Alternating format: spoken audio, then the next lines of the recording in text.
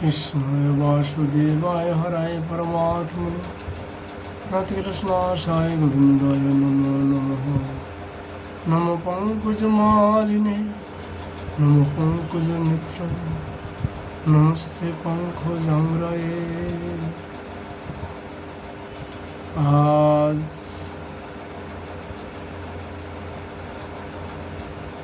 श्रीमद् भागवत जी का दशम स्कंद पंचम अध्याय की चर्चा करेंगे। ओम नमो भगवते वासुदेवाय। पंचम अध्याय। गोकुल में भगवान श्री कृष्ण जी का जन्मोत्सव। श्री शुक उवाच नन्दस्वात्मजम् आत्मन्ये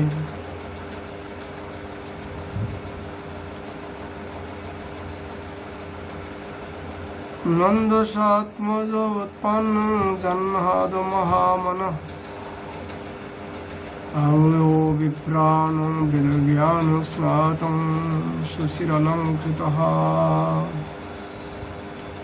श्री सुखदेव जी कहते राजा परीक्षित से, परीक्षित, नंद बाबा बड़े मनुष्य और उदार थे।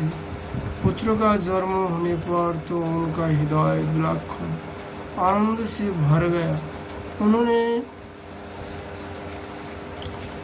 स्नान किया और पवित्र होकर सुंदर सुंदर वस्त्र आभूषण धारण किए। फिर विदग्ध ब्राह्मणों को बुलवाया, स्वस्तिवाचक और अपने पुत्र का जात कर्म संस्कार करवाया। साथ ही देवता और पितरों की विधिपूर्वक पूजा भी करवाई। उन्होंने ब्राह्मण को वस्त्र और आभूषण से सुसज्जित 2 लाख गोये दान की। रत्न और सुनहले वस्त्र से ढके हुए तिल के 7 पहाड़ दान किए।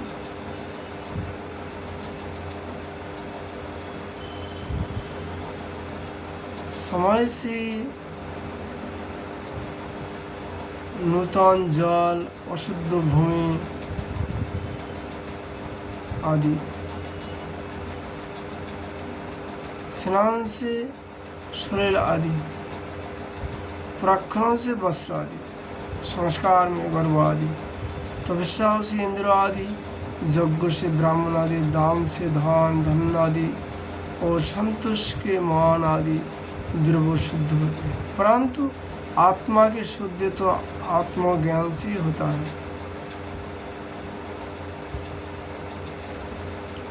उस समय ब्राह्मण, सूत, भागवत और बंदीजन मंगलमय आशीर्वाद देने तथा स्तुति करने लगे। गायक गाने लगे, भेरी और दुंदुभियाँ बार बार बजने लगी। ब्रजमंडल के सभी घोर के द्वार, आंगन और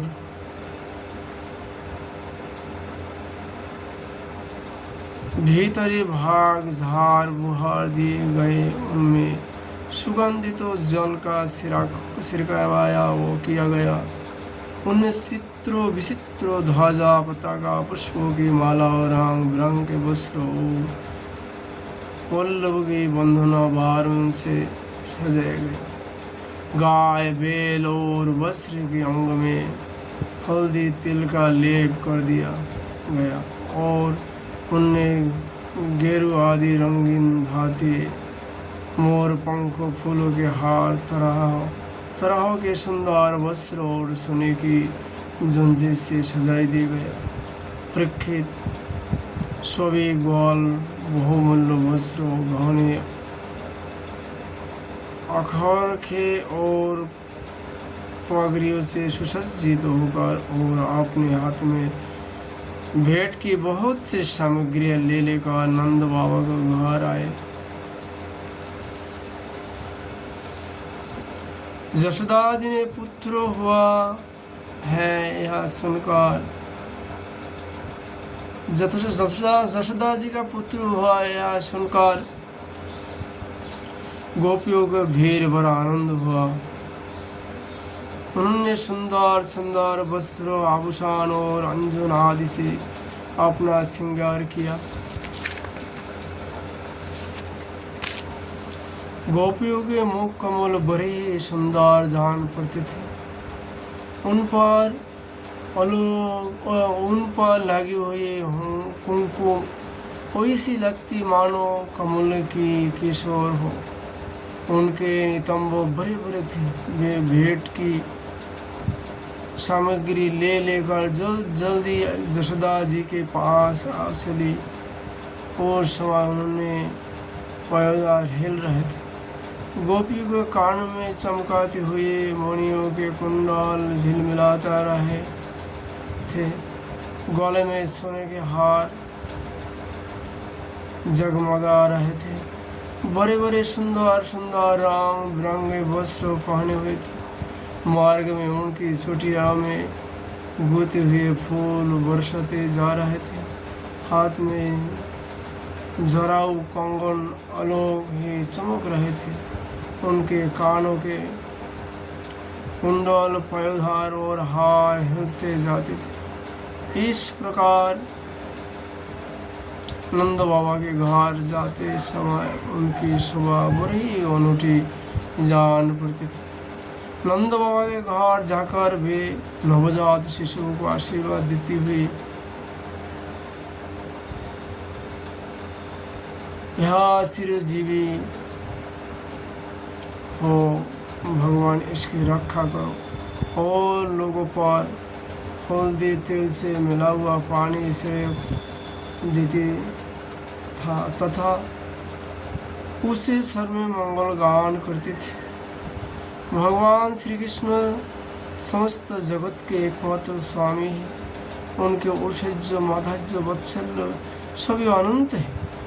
वे जब नंद बाबा के ब्रज में प्रकट हुए उस समय उनके जन्मों का महान उत्सव मनाया गया। उसमें बड़े बड़े विचित्र और मंगलमय बाजे बजाए जाने लगे। आनंद से मद वाले होकर भगवान एक दूसरे पर दही दूध घी और पानी उड़ेलने लगे। एक दूसरे के मुंह पर मक्खन मलने लगे और मक्खन फेंक कर आनंद उत्सव मनने लगे। नंद बाबा स्वभाव से ही परम उदार और मनुष्य थे। उन्होंने गोपों को बहुत से वस्त्र आभूषण और गुए दी। श्रुत भागवत बंदीजन नित्य वैद्य आदि विद्याओं से अपना जीवन निर्वाह करने वाले तथा दूसरे गुणी जनों को भी नंद बाबा ने प्रसन्नतापूर्वक उनकी मुँह मांगी वस्तुएं देकर उनका यथाचित सत्कार किया। यह सब करने में उनका उद्देश्य यही था कि इन कर्मों से भगवान विष्णु प्रसन्न हो और मेरे इस नवजात शिशु का मंगल हो। नंद बाबा के अभिनंदन करने पर सौभाग्यवती रोहिणी जी दिव्य वस्त्र माल्य और गले के भांति भांति के गहने से सुसज्जित होकर गृह स्वामिनी की भांति आने जाने वाली स्त्रियों का सत्कार करते हुए विचार रही थी। सुखदेव जी कहते हैं, परीक्षित, उसी दिन से नंद बाबा के ब्रज में सब प्रकार की रिद्धि सिद्धियाँ अटकलियाँ करने लगी और भगवान श्री कृष्ण के निवास तथा अपने स्वाभाविक गुणों के कारण वह लक्ष्मी जी का क्रिया स्थल बन गया। परीक्षित, कुछ दिन के बाद नंद बाबा ने गोकुल की रक्षा का भार तो दूसरी गोपियों को सौंप दिया और वे स्वयं कंसों का वार्षिक कर चुकाने के लिए मथुरा चले गए। जब वसुदेव जी को यह मालूम हुआ कि हमारे भाई नंद जी मथुरा में आए हैं और राजा कंस को उसका कर भी दे चुके हैं, तब वे जहाँ नंद बाबा ठहरे हुए थे वहाँ गए वसुदेव जी को देखते ही नंदो जी ने सहसा उठकर खड़े हो गए, मानो मृत्यु शरीर में प्राण आ गए हो। उन्हें बड़े प्रेम से आपने प्रियतम वसुदेव जी का दोनों हाथों से पकड़कर हृदय में लगा लिया। नंद बाबा उस समय प्रेम से विह्वल हो रहे थे। परीक्षित, नंद बाबा ने वसुदेव जी का बुरे स्वागत सत्कार किया। वे आदर पूर्वक आराम से बैठ गए थे। उस समय उनका चित्त अपने पुत्र में लाग रहा था। वे नंद बाबा से कुशल मंगल पूछकर कहने लगा,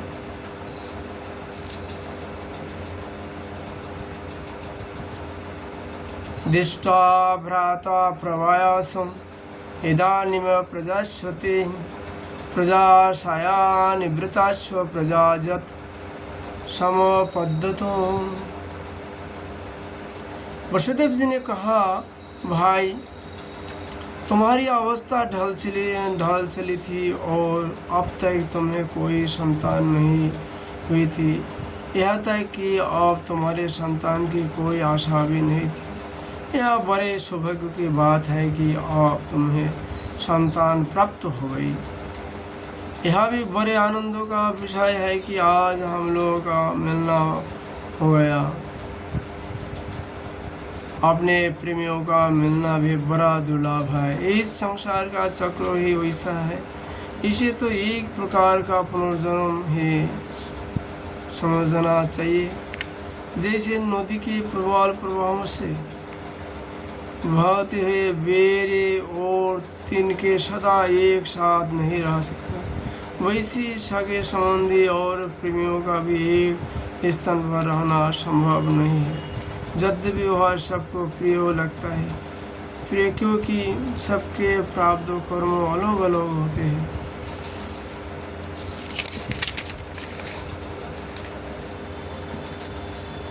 आजकल तुम जिस महावन में अपने भाई बंधु और स्वजनों के साथ रहते हो, उसमें जल, घास और लता पत्र आदि तो भरे है ना। यह वन पशुओं के लिए अनुकूल और सब प्रकार के रोगों से तो बचा है। भाई, मेरा लड़का अपनी माँ रोहिणी के साथ तुम्हारे ब्रज में रहता है।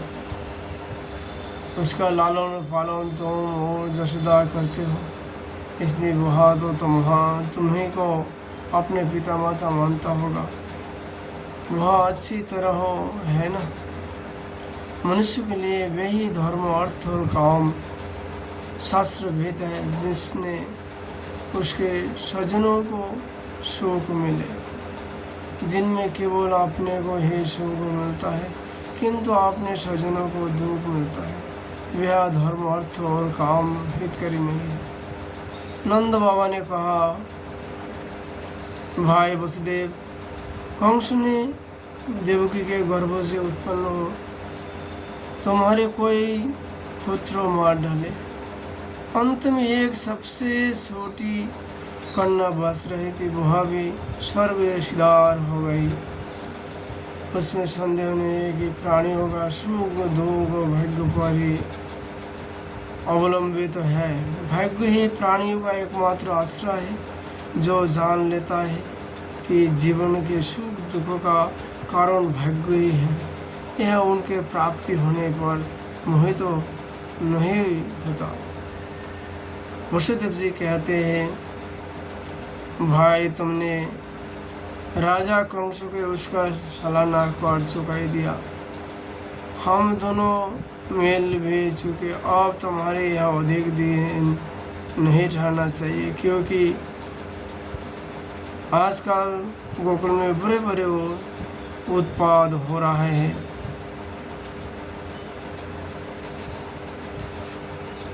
सोगोवासे ये ते नंदादाय गोप्पा प्रकाशताये शौरिना जजु अनभिरान अड्डुकै तमनु गप्प गोकुलम। सुखदेव जी कहते हैं, परीक्षित, जब वसुदेव जी ने इस प्रकार कहा तब नंद आदि गोपने उनसे अनुमति ले बेलों से जुते हुए चक्रों पर सवार होकर गोकुल की यात्रा की। इति श्रीमद्भागवते महापुराणे पारमहंस संहितायां दशम स्कंदे पूर्वार्धे नंद वासुदेव मार्ग वासुदेव संगम नाम पंचम अध्याय विश्राम।